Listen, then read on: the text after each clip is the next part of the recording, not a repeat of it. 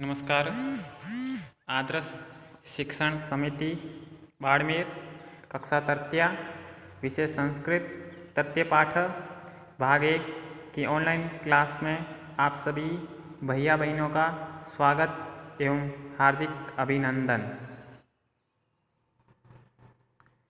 ये हमारे सामने तृतीय पाठ का भाग 1 का पहला चित्र दिया हुआ है। इस चित्र को हम पहले पहचानेंगे कि ये चित्र किसका है। इस चित्र में एक पक्षी बैठा हुआ है जिसका रंग काला है। इसे हिंदी में कौवा कहते हैं। संस्कृत में इसे क्या कहते हैं ये हमको समझना है। तो ये कौवा है जिसे संस्कृत में काकः बोलते हैं।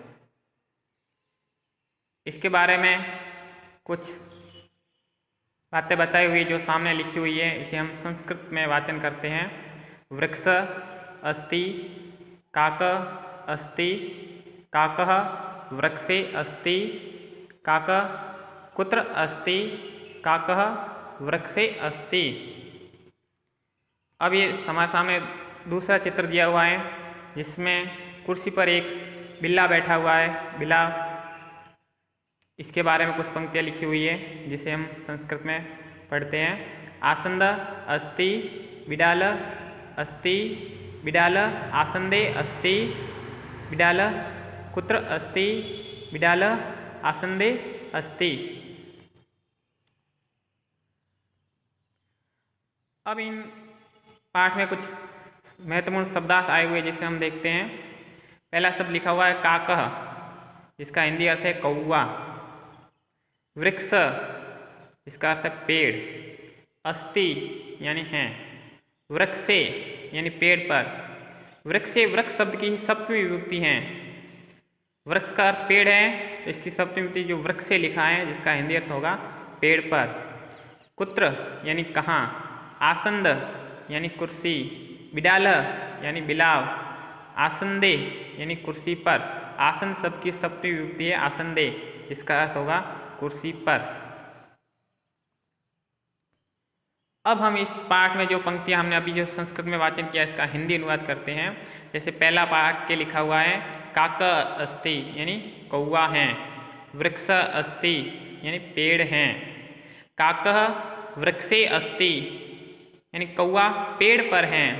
काकः कुत्र अस्ति, कौवा कहाँ है। काकः वृक्षे अस्ति, कौवा पेड़ पर है। ये हमारा इसका संस्कृत का हिंदी अनुवाद था। अब दूसरा जो पैराग्राफ है, आसंद अस्ति यानी कुर्सी है। बिडाल अस्ति यानी बिलाव है। बिडाल आसंदे अस्ति, बिल्ली कुर्सी पर है। बिडाल कुत्र अस्ति, बिल्ली कहाँ है, बिलाव कहाँ है।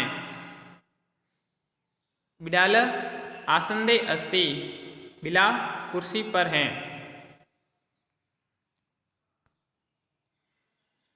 अब हम इस पाठ में कुछ व्याकरण संबंधी जानकारी आई हुई है जिसे हम देखते हैं कि इस पाठ में सप्तमी विभक्ति का प्रयोग हुआ है।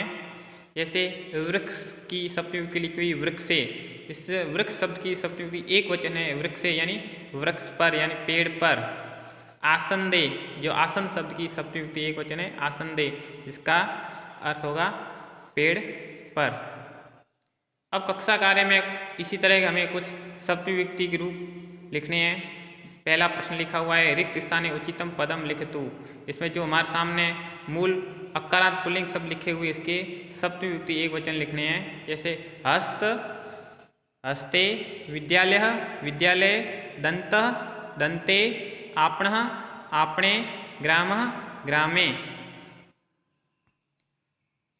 अब कुछ गृह कार्य प्रश्नोत्तर है जिसे हमारे सामने लिखा हुआ है कि एतेषां प्रश्नानां उत्तरं लिखतु, यानी इन प्रश्नों के उत्तर लिखो।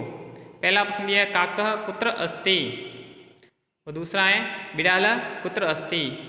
इन दोनों के प्रश्नों के उत्तर आपको पहले समझाए हुए, इनमें से स्वयं को समझकर अच्छी तरह अभ्यास पुस्तिका में सुंदर लेख में जमा के लिखने हैं। धन्यवाद।